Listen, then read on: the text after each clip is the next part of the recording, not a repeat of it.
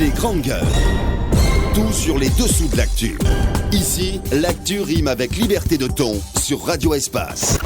Et également sur Espace TV, vous le voyez à l'écran, mesdames et messieurs, notre invitée ce matin, mais c'est bien sûr Madame Béatrice Dupontou, membre de l'UFR, il faut le dire, depuis des jours et des semaines. Son cas est l'objet d'interprétations de toute nature, plusieurs fois annoncée partante de l'UFR pour rejoindre donc la mouvance présidentielle. Elle a tenté de mettre les choses au clair samedi dernier dans une sortie à l'Assemblée générale hebdomadaire du parti, auquel elle jure fidélité. On va essayer de tester ce matin pour votre plaisir. Pour autant, toutes les supputations la concernant sont loin d'être dissipées. Il le dit Titi ce matin. La mouvance présidentielle tente-t-elle de la débaucher? Nous posons des questions ce matin. Baïdi Haribo, oui, son nom encore revient. Est-il à la manœuvre à cet effet? Est-elle ancrée à l'UFR? On essaie de comprendre avec Madame Béatrice Dupontou dans un instant sur Radio Espace. Et puis cette affaire qu'on évoquait hier, la maison qu'occupait donc l'ex-ministre Mohamed Tal à la minière en voie d'être récupérée par les services compétents donc de l'État. Cette maison, faut-il le rappeler, cadenassée depuis lundi dans la journée et placée sous surveillance des bérets rouges. Comment on est arrivé là? Qu'est-ce qui s'est-il passé réellement? Nous essayons de comprendre ce matin avec Mohamed Lamine Yayo, il faut le rappeler, il est le directeur général du patrimoine bâti public, et Mohamed Tal lui-même, qui nous allons appeler l'ex-ministre donc de l'élevage et des ressources animales. L'actualité en fil rouge, vous le savez très bien, le journaliste Lansana Camara, écroué à la maison centrale de Conakry. Il a été placé donc sous mandat de dépôt après une longue audition à la DPJ. Il est reproché donc à notre confrère d'avoir diffamé un membre du gouvernement dans un article publié sur un site de la place, donc par voie de presse, il faut le dire, dans un communiqué pris dans la foulée de l'arrestation donc de notre confrère. La Guipel a aussi été exigé une libération sans délai du journaliste qui prévoit de faire donc cette association pour obtenir la libération de Lansana Camara. La liberté de la presse serait-elle en danger en Guinée? Je dirais oui. Amadou Camara, Amadou Tam Camara, président donc de la Guipel, nous allons l'appeler ce matin dans cette émission. Abakar Diallo.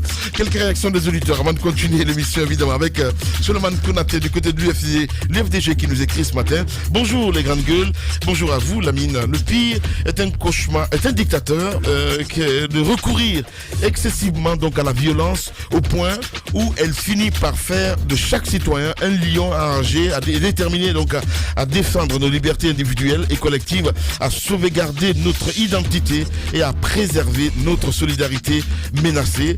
La Guinée de Dadi a beau avoir le marteau, mais tous les Guinéens ne sont pas des clous. Je suis solidaire du journaliste Lansana Camara, c'est un auditeur qui nous envoie ce message. Nous restons dans le sillage avec cette fois-ci Koulibaly du côté de Guinée Télécom qui nous écrit ce matin. Bonjour les grandes gueules, on est mercredi, mais vous êtes sérieux là? Il pose la question 3 jours sur ça. Ben oui, c'est l'actualité mon cher ami. Si vous pensez que c'est un écart de langage, c'est plus simple de demander au président d'expliquer le fond de ses pensées et évitons les explications. Je pense que tu dois dire ça à ton camp, Koulibaly, s'il te plaît. Fais pas de sorties comme ça, jeune.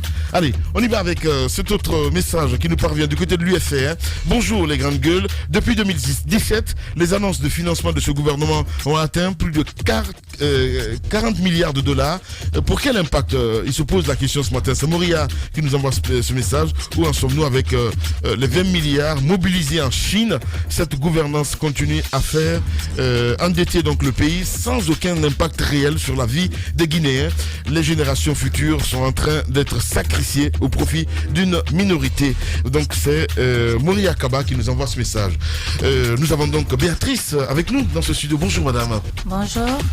Bienvenue chez les grandes gueules sur Radio Espace. Allez-y mon frère. On a quand même rarement vu sur la scène politique une femme être autant chouchoutée, courtisée, convoitée par les partis politiques. Qu'est-ce qui s'est réellement passé, madame Béatrice? Qu'est-ce que vous avez de si particulier? Qu'est-ce que vous pouvez apporter à un parti politique et expliquez-nous les arrangements dans l'ombre. Comment est-ce qu'on a tenté du côté du RPG de vous sortir de l'UFR? Voilà. S'il y a. Je vous remercie. D'abord, je profite de votre antenne pour vous dire félicitations. Merci. Un grand merci. En tant que jeune, vous avez pu mettre quelque chose sur pied vraiment qui fait la fierté des jeunes. Merci beaucoup, madame. Merci beaucoup. Et bonjour à ces millions d'auditeurs qui me suivent ici et à travers le monde entier. Je voudrais d'abord me présenter à vous. Je suis Madame Béatrice Dobige Dupontou, opérateur économique, membre du patronat de Guinée, hôtelière. Béatrice Dupontou est du côté du père, métisse française. D'accord. Mon grand-père fut le dernier commandant de Cercle Blanc à Zélékoré. Et du côté de ma mère, je suis la petite fille d'un chef de canton qui s'appelait le Vieux Tobo.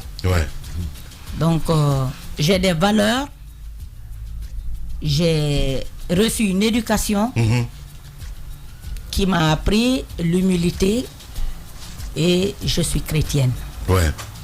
Très bien. Alors, je viens à la question de M. Moïse. J'ai jamais été dans un parti d'abord. Ok. Donc vous n'êtes pas de l'UFR?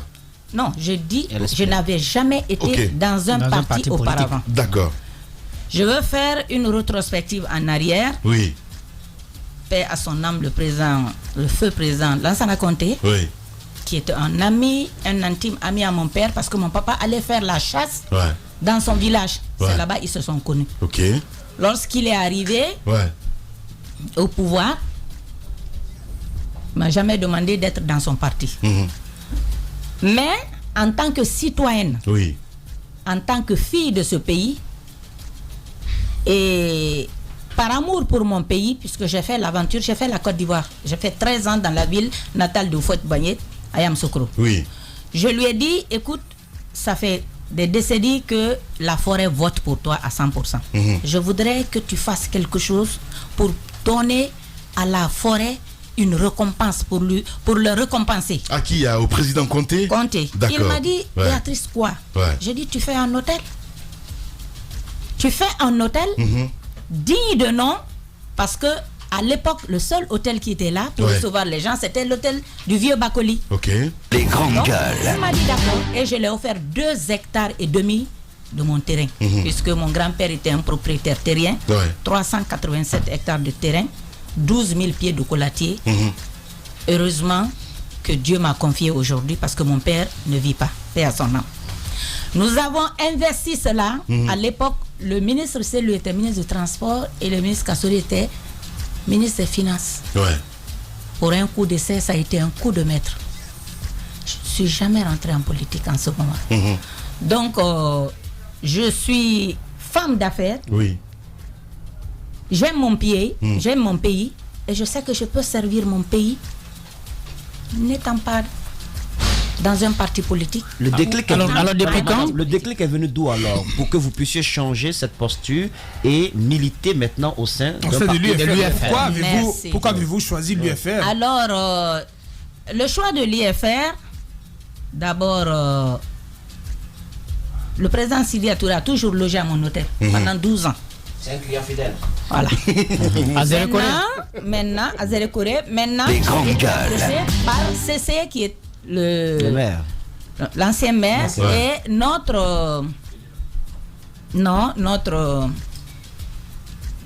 comment on appelle ça? Celui qui représente l'UFR. Donc, il est le coordinateur, de la forêt. Donc, il est venu un jour, il me dit, Béatrice, il me dit, tu sais, tu es comme ça, tu n'es pas dans un parti, je voudrais que tu adhères à l'UFR. Mais donc, ma mère... On t'a démarché. On vous a démarché, non, c'est pas démarché. Le mot ne me plaît démarché, pas. Alors, ils sont venus. Il est venu, il m'a dit, il y a de cela 5 ans, 5 ans. D'adhérer à l'UFR. Voilà. Je lui ai dit, bon, je vais voir, je vais demander maman d'abord. Donc, c'est pas une conviction? Non. Si, on vous a demandé. C'est une conviction, je connaissais le président Sidia depuis la Côte d'Ivoire. Allez-y. Donc, arrivé, je suis venu à l'UFR. Et puisque, connaissant ce que j'ai fait à Zélékoré, j'ai un hôtel. J'ai donné des terrains pour faire des écoles, des églises, des mosquées. Il s'est dit que on a besoin d'une femme quand même active, une femme qui s'intéresse au développement de sa région. Oui. Et je suis venu à l'UFR par conviction. Ouais. Vous êtes donc basé sur les compétences connues de Sidya Touré depuis la Côte d'Ivoire. Entre autres. Pour aller, parce qu'on n'entre pas en politique comme ça. Ouais. Il faut quand même être attiré soit par le programme politique, vous aurez pu choisir par une autre des partie. valeurs portées par le leader politique. Le président Sidya Touré a été approché par le président Lansana Conté. J'ai fait 24 ans à côté de Conté. Je le connais. Je n'ai jamais milité au sein de sa formation politique, mais je le connais. Ouais. Et je l'ai approché. Ouais. Un jour, il partait dans son village, il a vu le champ. Il a dit, mais qui est en train de faire ça? On lui a dit que c'est le président Sidya. Ouais. Il a dit, j'aimerais bien le connaître. Bref, Sidya a été appelé par sa compétence pour venir. Évidemment. Mais vous avez un opposant qui a fait 40 ans de lutte. Ah oui. Même bien avant ça, parce qu'on se rappelle un peu de l'historique. Oui, mais oui. Attendez. Non, ne faites pas d'amalgame. Mais vous aurez pu quand même vous dire, tenez, celui qui est au pouvoir, il n'a jamais été mené à une quelconque gestion que ce soit dans ce pays. C'est quand même quelqu'un qui... Écoutez, le président Alpha Condé, je vais, justement, c'est pourquoi je vous demande de ne pas faire d'amalgame. Allez-y. Le président Alpha Condé est un intime ami à mon père. Ils ont fait le séminaire ensemble. Bien. Vous comprenez? Oui. Ils ont fait le séminaire ensemble. Qu'est-ce que vous appelez le séminaire? catéchisme? Non, l'école. C'est l'école des prêtres. Sainte-Marie, que vous voyez là. Ils ont étudié ensemble là-bas. Ils ont fait leur groupe, c'était les 7 Camériens. Carméliens, les 7 Carméliens. Ah, d'accord. Vous comprenez? Oui.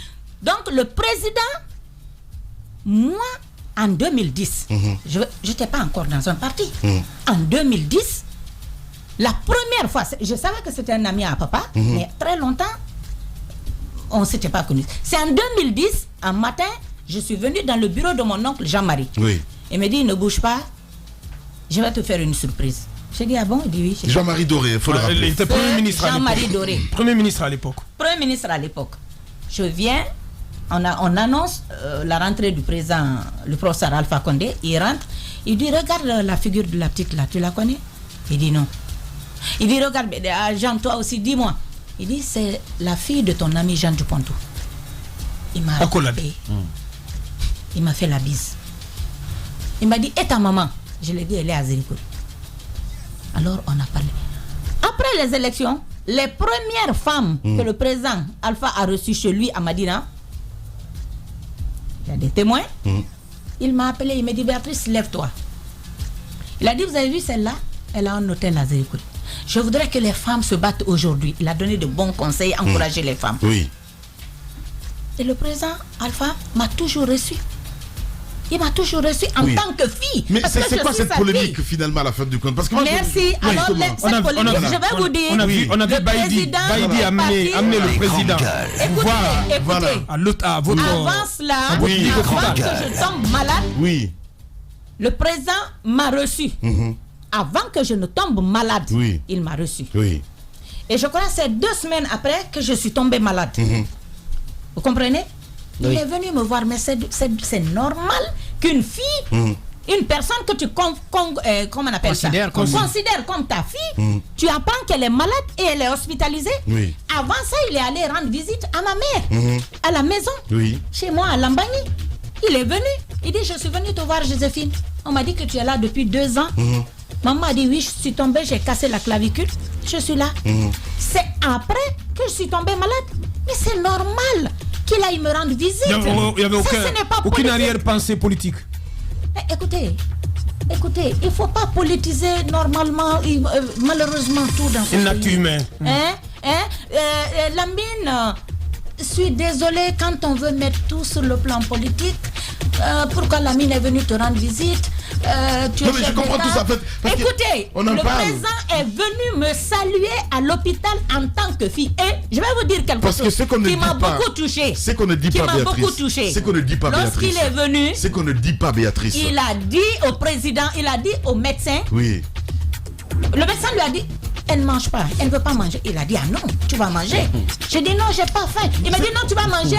Il est allé chez lui, ils ont pris la soupe pour venir me donner. Écoutez. Ouais, mais c'est qu'on ne dit pas, parce que quand vous étiez hospitalisé... Attendez. Oui. Ça, oui, c'est bien. Je ne mérite pas. Je sais bien que vous attendez, Béatrice. C'est son père. Non seulement ça, je suis petite fille de chef. Écoutez, c'est vrai. J'ai toujours côtoyé. Vous avez le sang bleu. J'ai le sang de chef. Mais alors, c'est une femme chef. Alors, madame. D'une famille gauloise, s'il vous plaît. Mon nom le dit. Tous les noms en France, commençant par D, c'est de la noblesse. Bien. Alors, madame, dites-nous. Béatrice. Non, mais attendez. Oui, Jacques. Moi, j'avais envie de comprendre. On va toucher la plaie, s'il vous plaît. On va toucher la plaie. Parce que ce qu'on ne dit pas, je sais que le social, mais c'est juste incroyable. La force que quand on prend le côté social du président Condé et tout ça. Quand vous étiez à l'hôpital, est-ce que Sidia est parti vous rendre visite? Voilà. C'est une bonne question. Le président m'a rendu visite. Le président de la République, le professeur m'a rendu visite entre midi, 11h, midi, quelque chose. Je sais pas parce que j'étais malade, j'ai pas regardé. Une heure de temps après, le président Sidia est venu. D'accord. Il aurait dû être le premier à venir. Vous comprenez? Il est venu me rendre visite aussi. Oui. Vous comprenez? Oui. Vers 14h. Oui. Parce que moi, après le passage d'Alpha Condé. C'est ça justement. Peut-être qu'il a appris que Alpha est passé. Est-ce que vous sentez que le présidentiel est un peu touché? Le président Alpha Condé, votre papa, est touché du fait que vous ayez choisi son opposant au lieu de le choisir lui? Au moment, non. C'est un monsieur, il ne réfléchit pas comme ça. Sinon... Il vous a jamais parlé de... Écoutez, je suis chrétienne. Sinon, l'hôtel aurait été fermé. Ceux qui me connaissent vous diront, cette femme n'envoie pas le facteur lorsqu'elle veut parler. Bien. Alors comment l'UFR a pris la visite du président chez vous? Est-ce que il y a eu réaction? C'est Baïdi qui a envoyé le président. Je ne veux pas contrôler l'humeur de qui que ce soit parce que le président m'a rendu. Oui, enfin un problème d'humeur d'abord. Le président, là, il y a un mois, un mois ou 2 mois, si j'ai bonne souvenance. Un matin, j'étais en train de passer vers Ignazine. J'ai dit, mais il y a quoi? On dit que c'est le président qui est venu rendre visite à une femme qui faisait des beignets là, qui est décédée. Alors, j'ai dit une femme qui faisait des beignets. Oui, quand il n'était pas chef d'État, il aimait souvent acheter des beignets avec cette femme, il est décédé. Bien. Est-ce qu'on peut dire, Béatrice, à cet instant T, que vous êtes ancrée à l'UFR? Ça m'a touché. Une femme qui fait des beignets, qui vend des beignets. Dis-moi. Vous n'allez pas, vous n'allez pas éviter les questions des grandes gueules. On va revenir dans un instant. Véritable success story de la radio Espace Guinée, les grandes gueules, détentrices des meilleurs scores radio en Guinée, de la meilleure émission talk show, a donné le créneau horaire du départ au bureau et du retour à la maison, récoltant depuis des années consécutives le titre d'émission la plus écoutée en Guinée, toutes catégories confondues. Un grand total de plus de 5 millions d'auditeurs ont été fidèles au talk show Les GG, diffusé jour après jour sur toutes les stations du réseau Adafo Média de 9h à 10h30, un exploit qui restera longtemps dans les annales de la bande FM en Guinée.